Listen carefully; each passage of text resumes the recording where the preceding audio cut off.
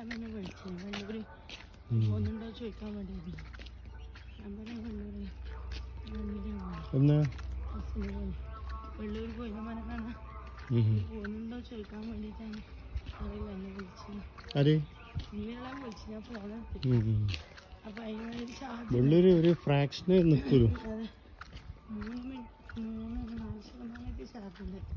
അപ്പൊ ഇന്നലെ വിളിച്ചു കഴിഞ്ഞാൽ അത് പോകും. പിന്നെ ഫുൾ ചാർജ് പോയി അതിനകത്ത് ചാർജ് ഭയങ്കര ബുദ്ധിമുട്ട്.